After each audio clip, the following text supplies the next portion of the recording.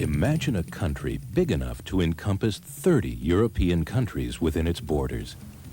Fill it with natural and geologic wonders. Color it with the exquisite hues of exotic birds and flowers set against a background of lush green vegetation. Burnish this paradise with the orange and yellows of the southern sun. Etch it with thousands of miles of tumbling rivers. Embellish it with mountains, forests, beaches, and islands. Blend in the hues of a multitude of races and cultures, and glaze them with the warmth and hospitality of a single united people. Link the 5 regions of this country, each a gem of inimitable brilliance, and give this glittering tropical tiara a name. Brasil, meu Brasil brasileiro.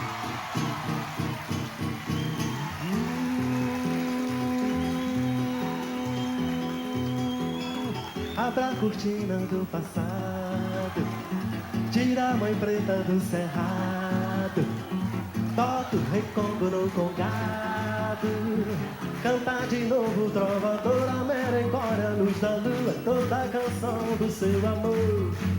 Quero ver essa dona caminhando pelos salões, arrastando o seu vestido vendado.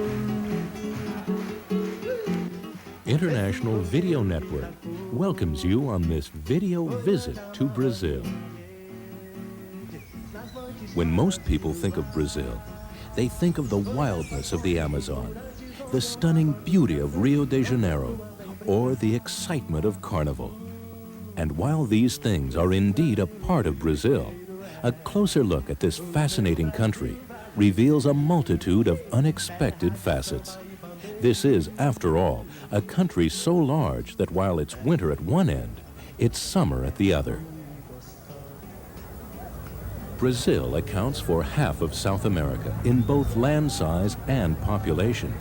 And with 70% of its people under 30, it is a country young in age and spirit. Despite the current economic problems, Brazil is one of the richest countries in the world in terms of natural resources. It has the most concentrated economic and industrial base in Latin America, and it ranks 8th in the world in gross national product. Brazil is a neighbor to every other country on the continent except Ecuador and Chile. And its 3 million square miles are made up of 5 distinct geographical regions.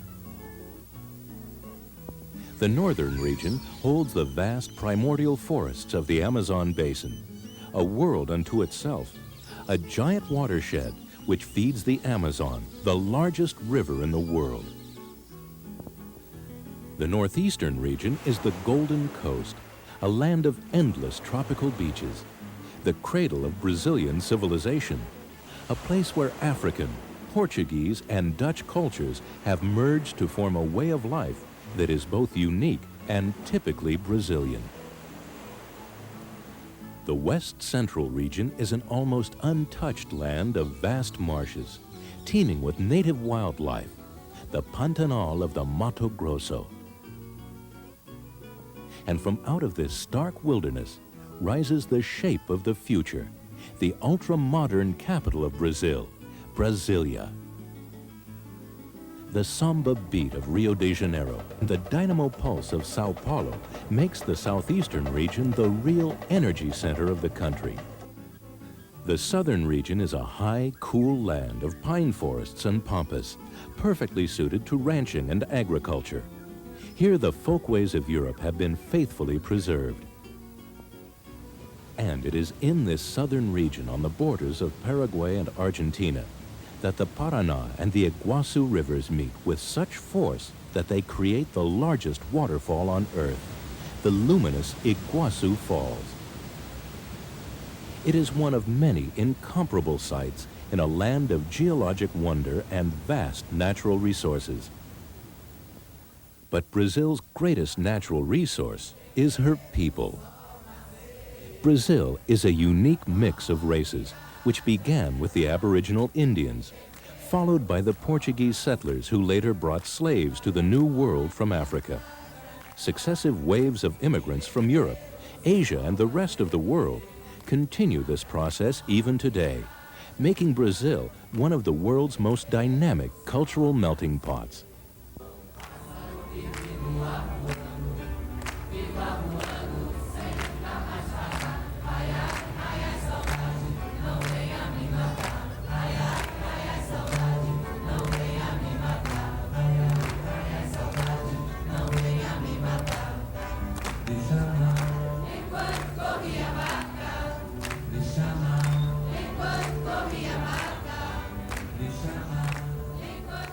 Brazilians are united by a love of music, the Portuguese language, and an intense spirituality that finds expression in both traditional Roman Catholicism and in specifically Brazilian practices such as macumba and candomblé.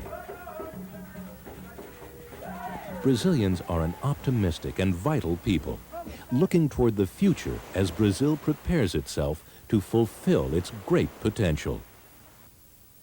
The history of Brazil is long and complex. What Columbus missed when he discovered America was found by the Portuguese navigator Pedro Alvarez Cabral in 1500. This was just 7 years after Pope Alexander VI divided the New World between Spain and Portugal by drawing an arbitrary line 370 leagues west of the Azores. The idea was to give the riches of the New World to Spain and the prizes of Africa and the Far East to Portugal. Brazil, which bulges far eastward into the Atlantic, was then unknown. This error was a geography lesson that gave Portugal a foothold in the New World. The history of Brazil continued with a series of booms and busts through which the country was gradually explored and settled. The first explorers found only the dye-yielding wood, pau-brasil, from which Brazil takes its name. The first major settlements in Brazil came as the result of the sugar boom of the 17th century, when Brazil became the world's leading producer of sugar cane. This ended when sugar produced in the Caribbean proved cheaper for Europeans to import. Today, cane is once more an important crop, not just as the raw ingredient for a popular drink, but as a source of alcohol fuel, part of Brazil's recent move toward economic self-sufficiency. It was the early cane boom that made the northeastern city of Salvador, known locally as Bahia, the first capital of Brazil. This tropical port city, which sits beside a large bay surrounded by cocoa palms and fragrant flowers, may no longer be the political capital of Brazil, but the colonial beauty of its architecture remains. It is here that the descendants of the slaves who provided the physical energy for the sugar boom today provide much of the spiritual and emotional energy that makes Brazil so very alive. Salvador, minha Bahia, capital, grande rei Olodum. Salvador, minha Bahia, capital, e eu vou, e eu vou, e eu vou. Na sexta-feira eu vou subindo a ladeira do Pelo, e eu vou, e eu vou, e eu vou. Meu coração palpitou, vou subindo a ladeira do Pelo.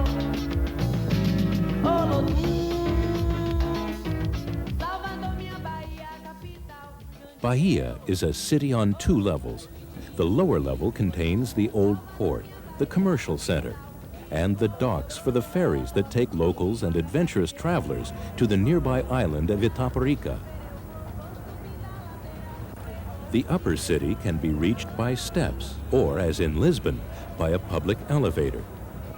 The old market on the waterfront is the main trading center for the tons of fresh fruit, fish, and sugar cane that come into Bahia every day.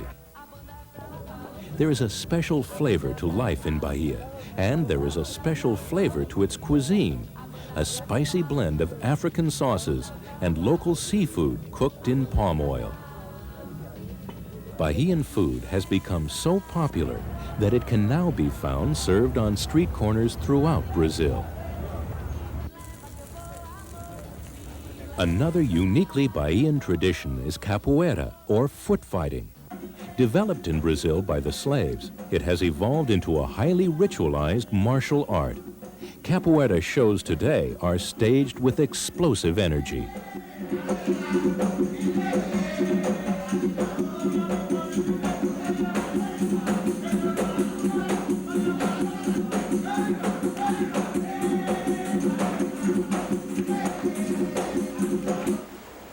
The beauty of the city of Salvador is rivaled by the beauty of its endless miles of golden beaches, treasured by natives and visitors alike.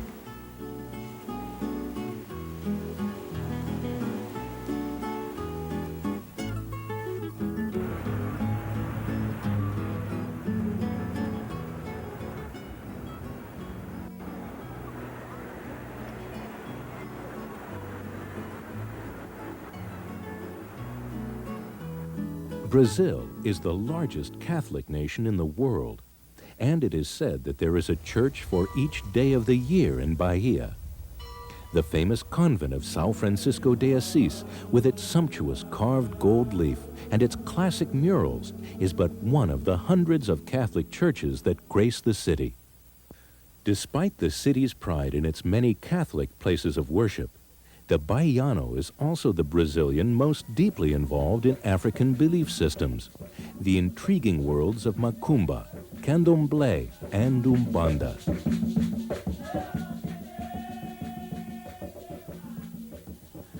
It was through the portals of Bahia, the center of the Brazilian slave trade, that 3 to 5 million Africans were first brought to the New World. Missionaries baptized them when they landed, but didn't care if they kept their drums, their songs, and some of their own customs. Although the Catholic Church later attempted to suppress African religion, the slaves were able to incorporate Catholicism with their own gods and rituals, producing what today is called candomblé.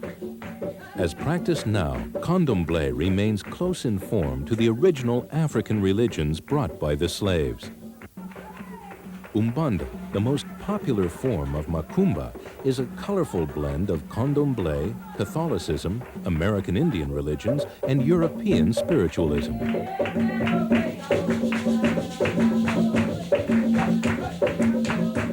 A central feature of Umbanda is an altered state of consciousness, described by devotees as possession by supernatural beings. Spirit possession is a state in which the medium's own consciousness leaves, and his body is entered by the possessing entity. Drumming, singing, and dancing accompany the celebration as the spirits arrive, ordering food, drinks, cigars, special costumes, or whatever it is they like. Umbanda members report feeling spiritually or psychologically cleansed after recovering from possession. Anthropologists, psychologists, and medical doctors have been intrigued by the success of Umbanda in treating certain psychological and even medical problems. Through Umbanda, the dispossessed seem to regain a sense of power and respect by associating themselves with powerful supernatural forces.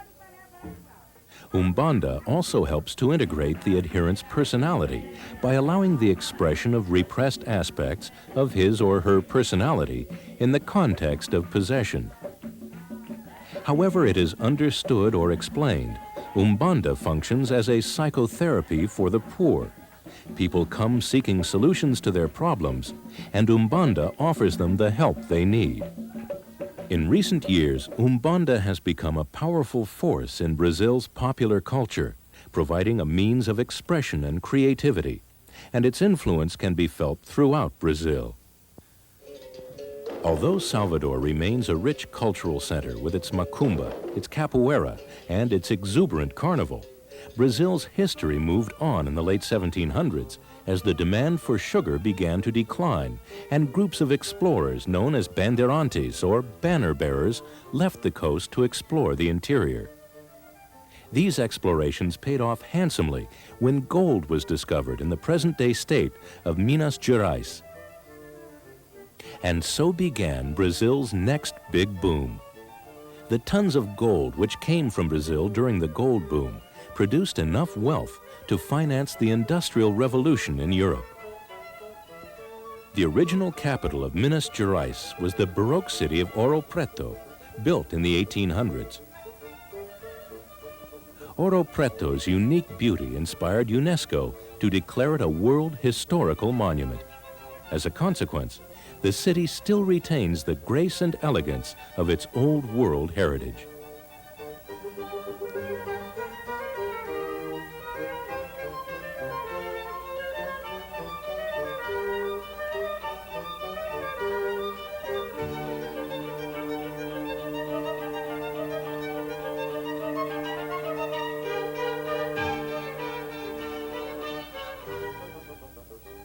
The wealth of gold brought cultural gifts as well. Minas Gerais produced one of the Baroque period's most astonishing artists. These statues were carved by the sculptor Aleijadinho, known as the Little Cripple. Despite being handicapped by leprosy, which deformed his hands, Aleijadinho created these works of art by strapping carving tools onto his arms. The 12 apostles, which stand in front of the church of Bom Jesus, are thought to covertly represent the leaders of the Brazilian independence movement. The figures in his Stations of the Cross are also thought to be veiled caricatures of political figures of the era.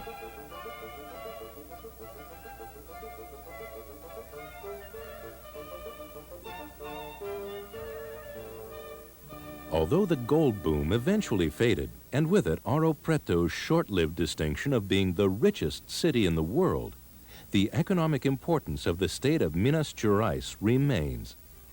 The region is a geologist's utopia, with mineral wealth of less obvious but no less important value.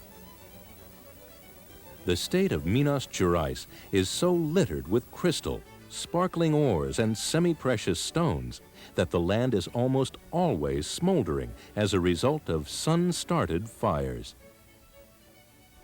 Here, the Earth's crust has blossomed, yielding beautiful clusters of every imaginable type of natural crystal.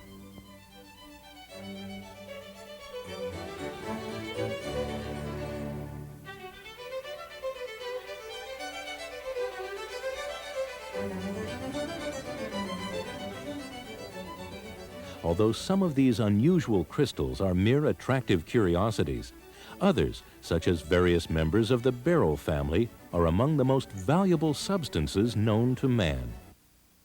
When the early Bandeirantes began searching these hills for diamonds and emeralds, they had no idea that Brazil would one day become the world's leading producer of gems and colored gemstones.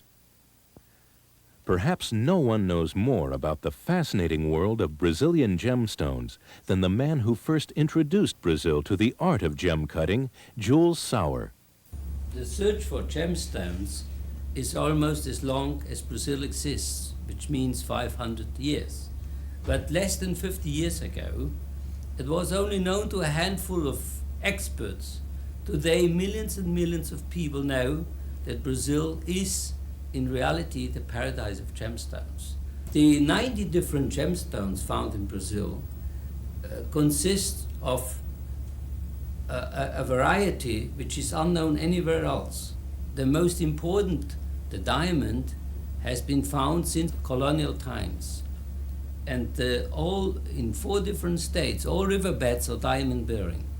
But as Brazil has been overshadowed by South Africa, at the end of the last century, we were looking more for colored gemstones, and the aquamarine was the first important stone we found. In 1963, we found emeralds for the very first time, and the last discovery, which was made in 1987, is alexandrite. Alexandrite is an extremely rare stone, and it's very, very high. It's more costly than the finest diamond. A good alexandrite can cost up to $15,000 a carat. The imperial topaz, or precious topaz, has been for many, many years one of the most covered gemstones in Brazil, and also the highest priced gemstones. The old capital of the state of Minas Gerais, Ouro Preto, is also the capital of the imperial topaz. The Capuan mine, operated by Amsterdam Sauer and Rodrigo Silva near Ouro Preto, is one of the few producing imperial topaz mines in the world. Here, the topaz-yielding material is hydraulically dismounted using water from a nearby holding pond. The material is then mechanically transported to the beginning of a series of flumes and screens where it is carefully classified and separated. Here, the material is further classified by a vibrating separator. In the final stages of the process, the promising stones are hand-picked from the quartz crystal and other materials that have been concentrated from the original slurry. Even in this highly efficient mine, it takes tons of raw material to produce each carat of precious imperial topaz. The finest stones from the mines in Minas Gerais and elsewhere in Brazil eventually find their way to the jeweler's shop, where they are artfully transformed into the centerpieces for some of the world's most beautiful jewelry.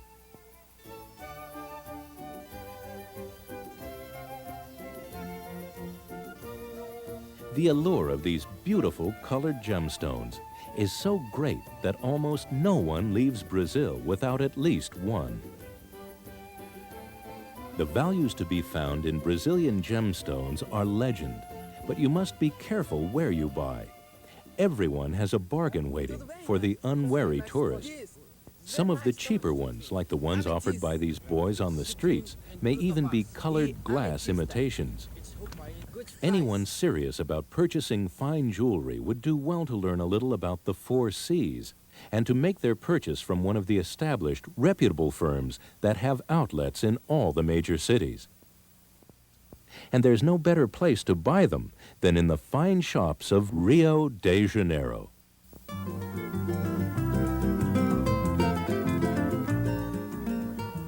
Set between the mountains and the sea, Rio is without question the star in the crown of Brazil.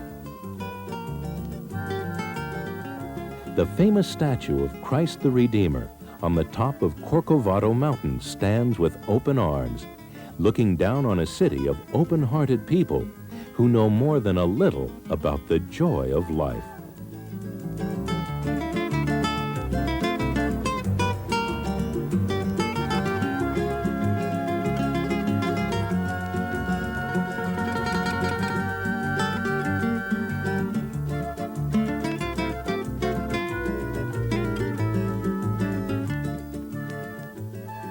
The beach is our living room, say the Cariocas, the name the natives of Rio give themselves. It is not just an exquisite ribbon of sand decorating several perfect bays. It is an extension of their homes, their lives, and they play hard.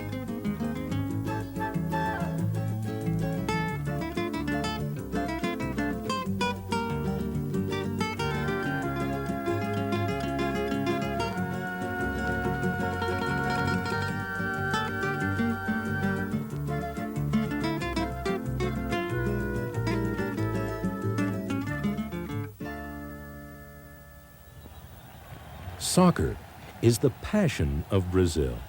The sandy athletes in this game will take this same intensity with them when they go to Rio's Maracanã Stadium, the world's largest, with room for over 200,000 fans.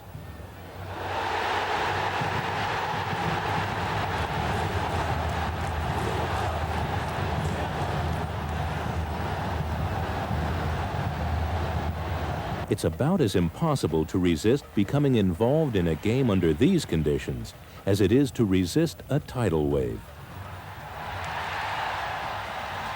Emotion surges, and each play of the ball is an event of insuperable importance.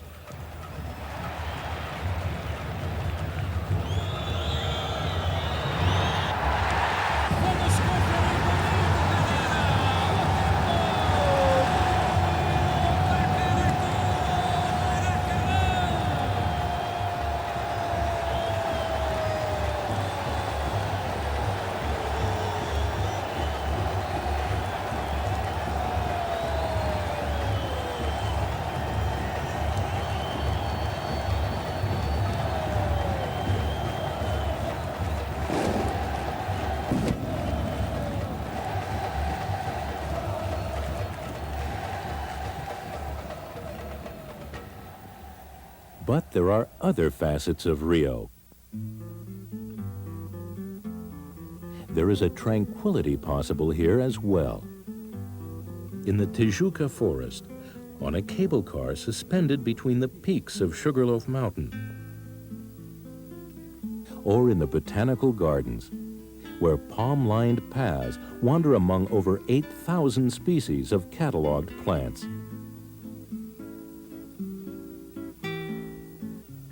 These fragile blooms are found in the orchid house. And this temptation for some unwary insect is in the carnivorous plant house.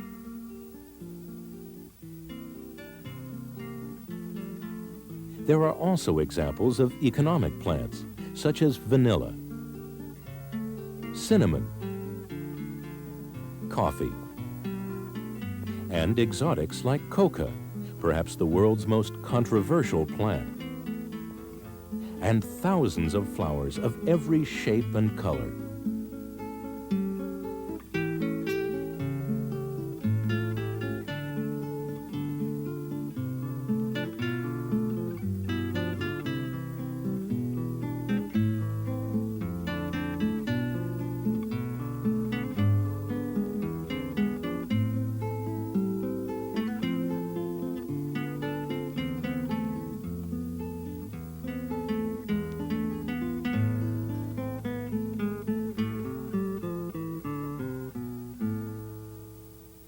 History lives in Rio.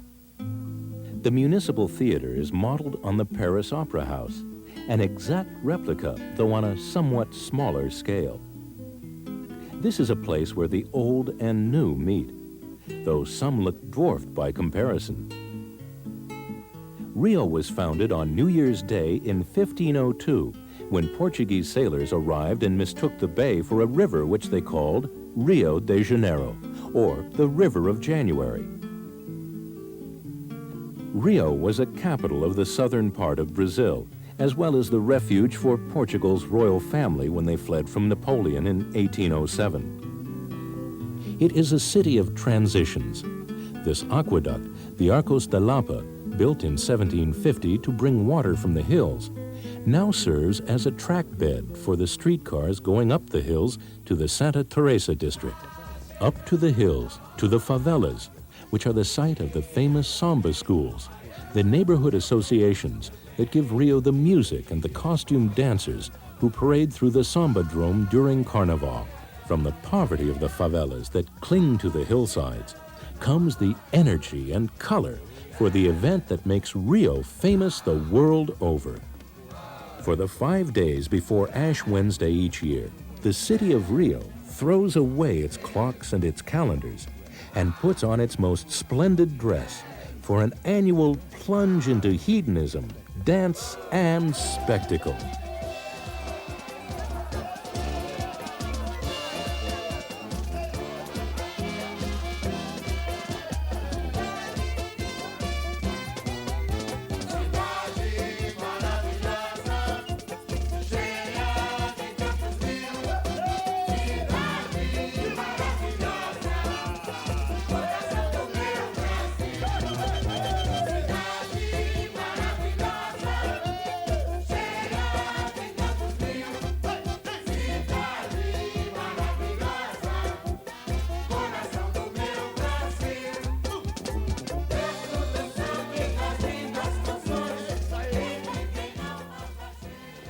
Everything in Rio takes on a carnival air. Here at the Crafts Fair, people come from all across the city, and everyone has something to buy or to sell.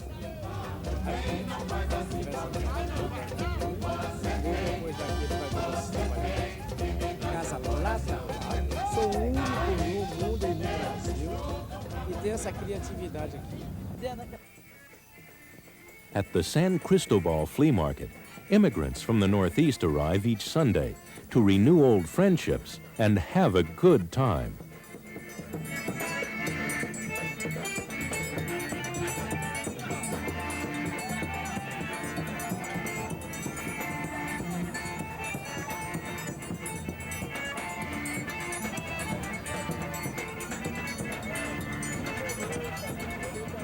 Every sense is tempted here, tantalized by the sights, the sounds, and everywhere the aromas of food cooked over sizzling hot coals. This is the barbecued beef for which Brazil is justly famous. Feijoada is a typical Brazilian meal of black beans simmered with a variety of meats and served with rice, collard greens, and mandioca. Brazilians eat a lot of beef, and with good reason. The Pampas in the south of Brazil are ideal for raising top-quality cattle. Here in the southern region, beef is served in the traditional Brazilian barbecue, or churrascaria, beef served on a sword. Here in the Southland, alongside the cattle, lives the Brazilian gaucho, the poncho-wearing, mate-drinking, silver-spurred Brazilian cowboy, a survivor and hero of his own legend. To live free as the bird that cleaves the sky was the goal of Martin Fierro, the literary hero of the epic poem of the Pampas. And it is the goal still of his real-life descendants, the present-day gaucho. Like our cowboy, the gaucho is an individualist who survives by skill and courage, riding across plains so expansive he must depend, like a sailor, on the Southern Cross in the night sky for direction. The gaucho life is not reserved only for men. Women, called gauchas, are part of the gaucho culture. In fact, here, everyone is a gaucho.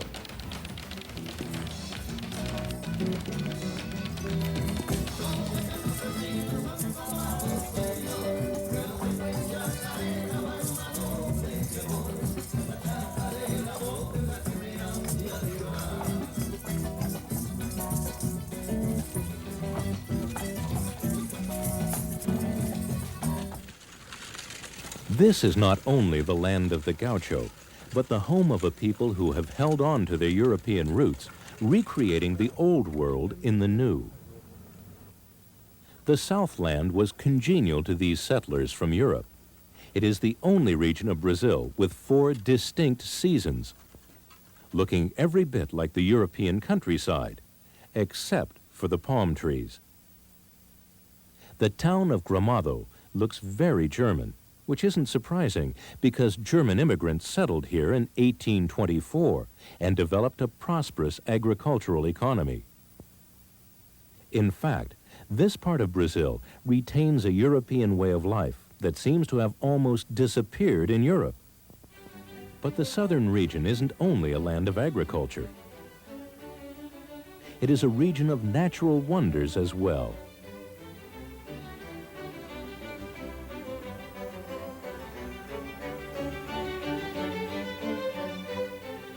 These wind-sculpted spires of red sandstone resemble the ruins of some ancient civilization, its greatness reduced by time, and the name given to these natural monuments, Vila Velha, means just that, ancient city.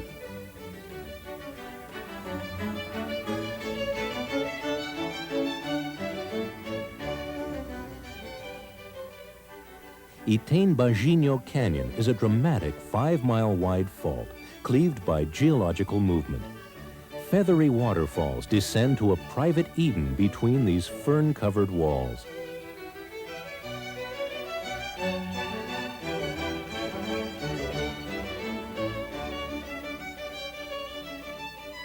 Geology has given the southern region another curiosity, the furnas, cavities in the earth created when the ceilings of subterranean rivers collapsed. To ride down this elevator is to fall into a fairy tale world of deep green pools at the bottom of a giant well. Nothing, however, can prepare anyone for what is to come. Iguaçu Falls overwhelms all expectations.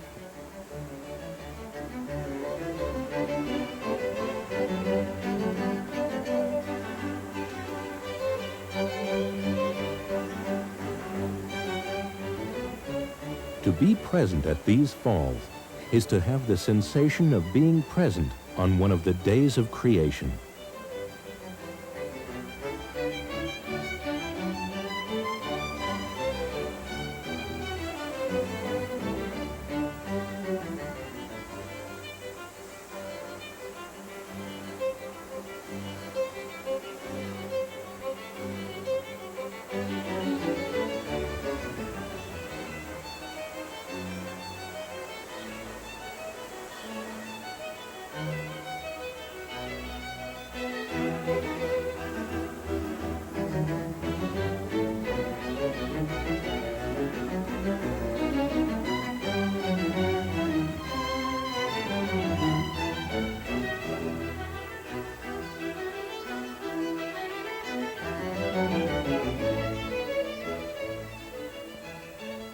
There are more than 275 separate falls, each higher than Niagara here. And visitors can choose from a variety of vantage points, or fly above in a helicopter. The Argentine side offers a tantalizingly precarious view from the very edge of this immense crevasse.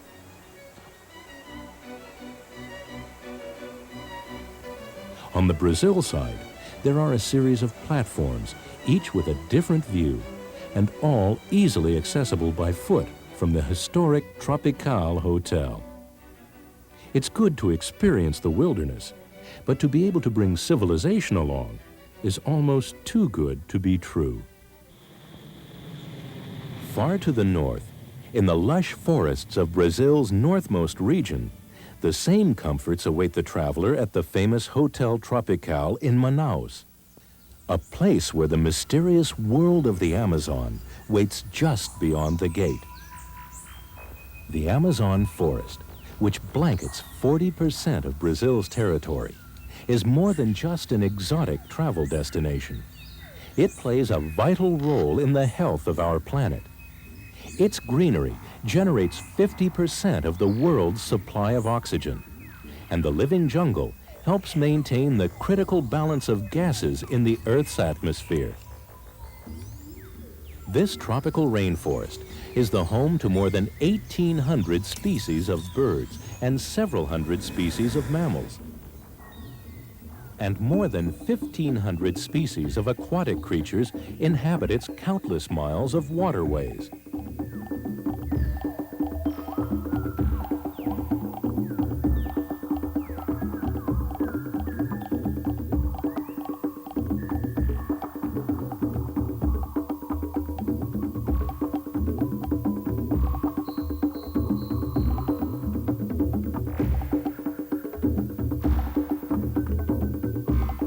To men trying to conquer the jungle, the rainforest appears almost indestructible.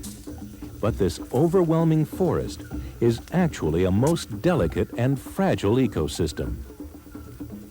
The life of the forest is protected by the heavy leafy canopy and the dense mat of roots below.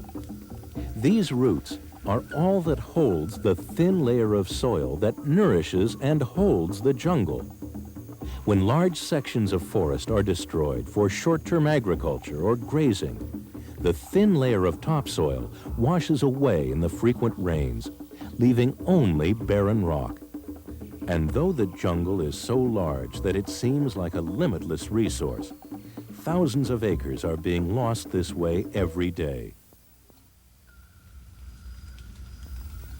As more and more people become aware of the fragile beauty of this largest of all jungles, there appears a new hope that the unrivaled pageant of rare animals, brilliant birds, and strange creatures that make their homes among these exotic plants will indeed continue.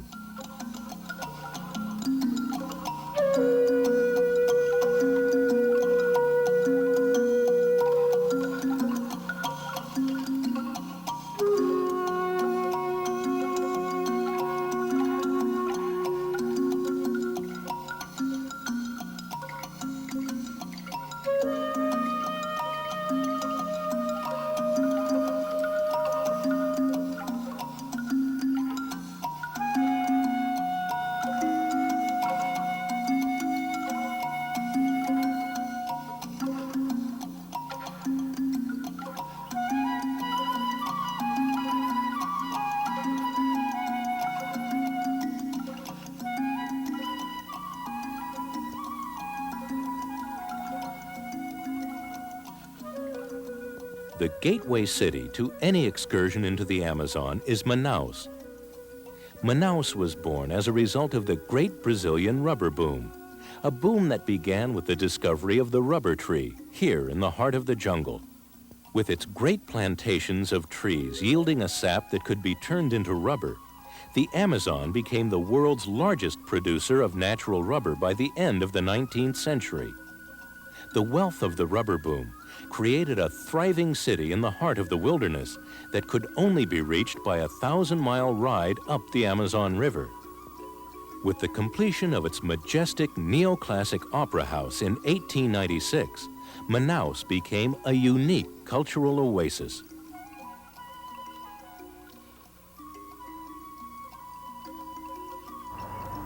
But today, another boom is taking place here.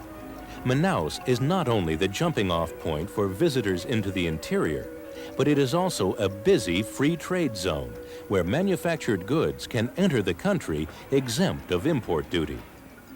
Shoppers come here from all over to take advantage of bargains in everything from perfume to electronics. Manaus is also the busy port for a region where the main transportation system is the Amazon River and its tributaries. These classic Amazon riverboats function not only as people movers, but transport virtually everything that comes into and out of the jungle. The river is not just the basis for transportation, but for food as well. There are over 1,500 varieties of fish in these seemingly endless waters, and the local diet consists largely of fish caught by the local fishermen. One of the many unusual sights along the river near Manaus is the famed wedding of the waters. Here the dark waters of the Rio Negro meet but do not merge with the heavy muddy waters of the Solimos until 5 miles downriver, where they finally blend to form the coffee-colored Amazon. This is also the spot where the pink freshwater dolphins can often be seen frolicking along the swirling line dividing the rivers. At this point, it is hard to imagine that this huge body of water began as a trickle thousands of miles away on the slopes of the Andes, and that before it reaches its destination, it will become like an inland sea. At the mouth of the Amazon, on Guajara Bay, is Belém, an important port linking Brazil with North America. Founded in 1616, its name means Bethlehem. Belém is the site of the old Vero-Peju market. It means see the weight, named after the large scales used to weigh the fish that are landed nearby. The market is a huge commercial center where each day at dawn a colorful fleet of riverboats bring fresh fish, produce, and local crafts to sell.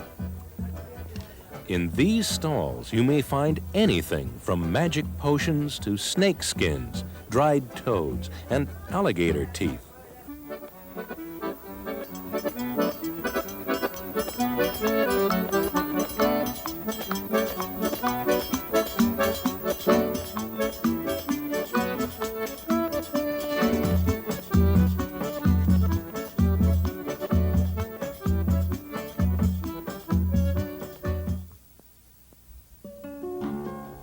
South of Belém, on the Atlantic coast, lies Fortaleza, a sparkling seacoast city surrounded by beautiful sandy beaches.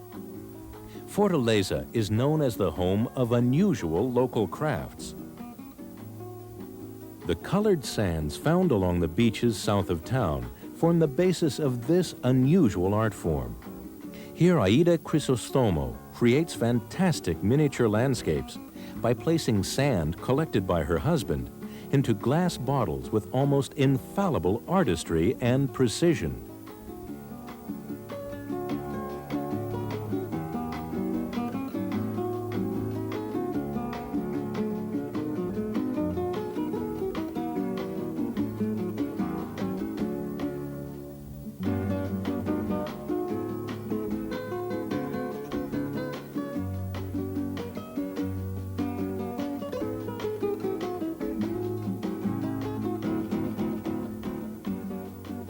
This is also a town of lace making, a nearly forgotten art brought to Brazil from Europe.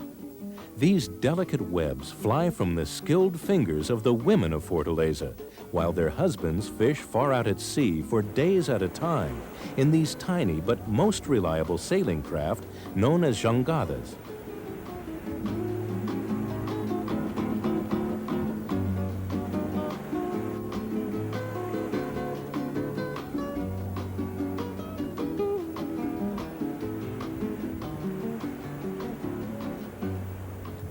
In the late afternoons, as the sunlight deepens to amber, the sculpted ridges of the dunes become ski slopes. This local pastime was invented by the kids here and is not quite as easy as it looks.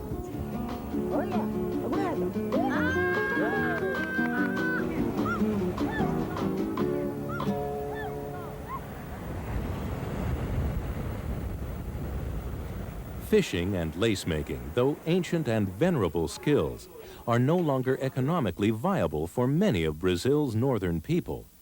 A relentless period of drought and economic misfortune during the 1980s has driven a constant stream of immigrants from the northeast to the south, to the busy city of Sao Paulo.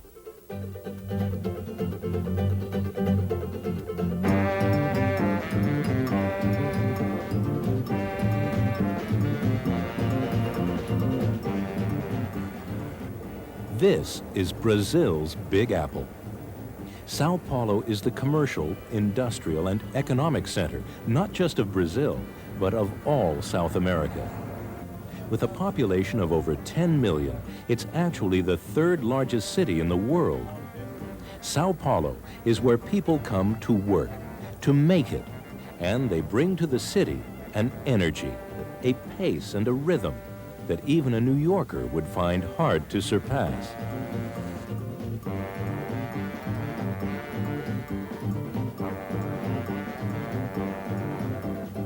People here are driven by a passion to consume, and there are enough goods on display to keep anyone motivated.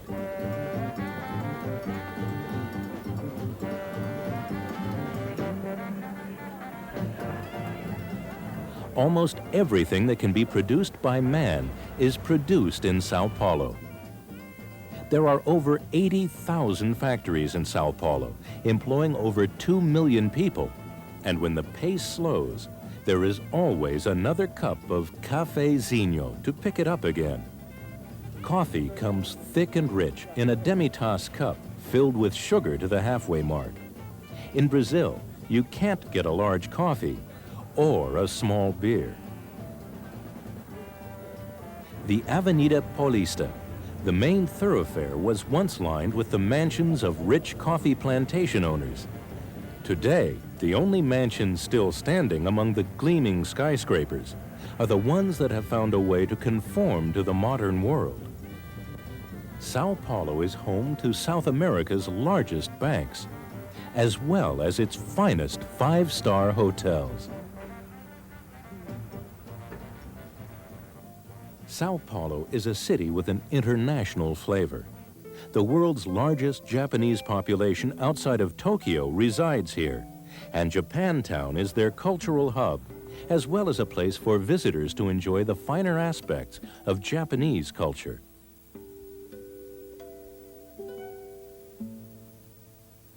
The vast concrete and steel sprawl of the city is broken with countless oases of green.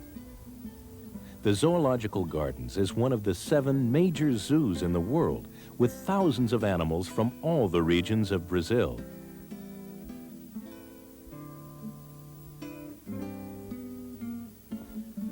And if the wild animals of Brazil are not enough, the Simba Safari Park provides automobile safaris through acres of jungle habitat, where the people are in cages, while the animals are free to roam among them.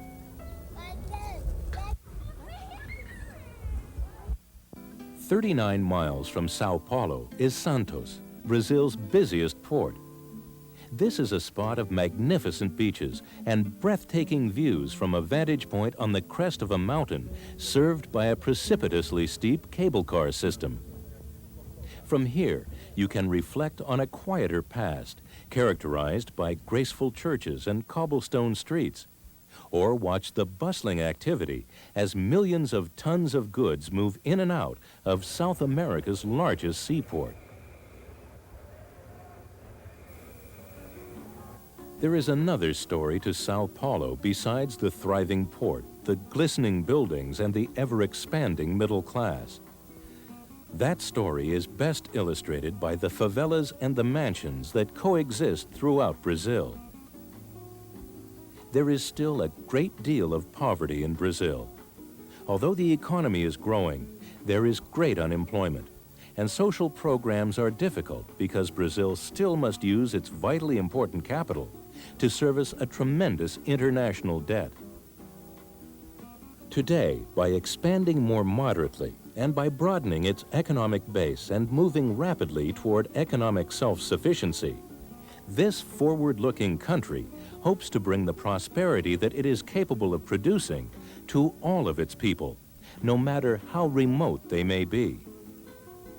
It was this intent to increase Brazil's prosperity by opening the interior to development that led to the creation of one of the most dramatic cities in the world, Brasilia.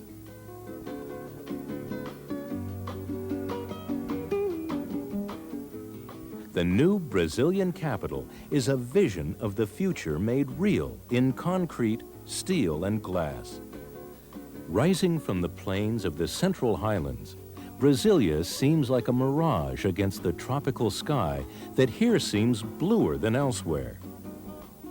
It is not a mirage, however. It is quite substantial, a new city, completely planned.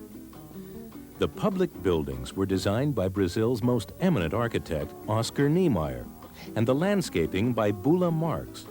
And the overall effect is like a trip into the future.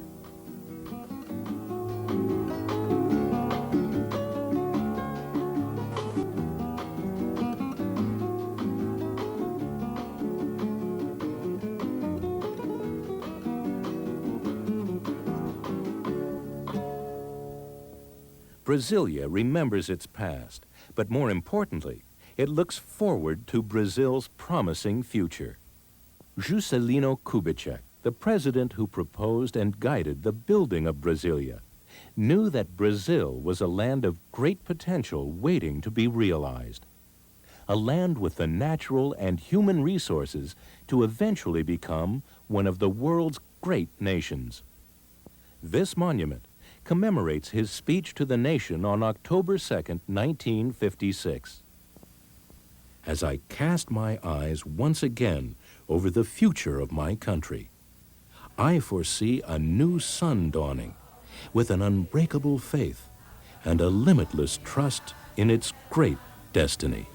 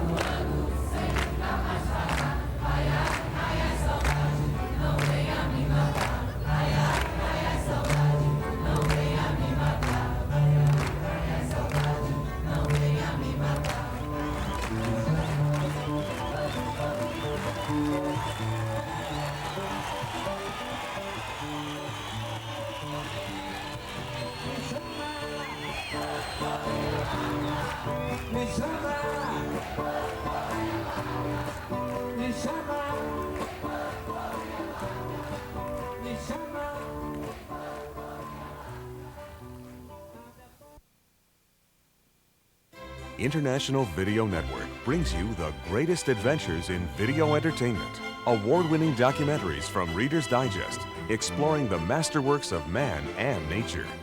Travel planning videos from Fodors, revealing looks at the people, places, and cultures of the world. Rand McNally Video Expeditions, taking you to some of the most remote and dangerous places on Earth.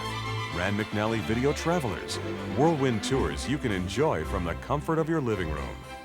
Super Cities, celebrating the best-loved cities of the world. and video visits, whisking you away to exotic, romantic, and popular destinations. International Video Network. Great adventures in video. See your local video retailer or call International Video Network at 1-800-669-4486, extension 850 for your free catalog, featuring more than 250 travel, documentary, and special interest videos.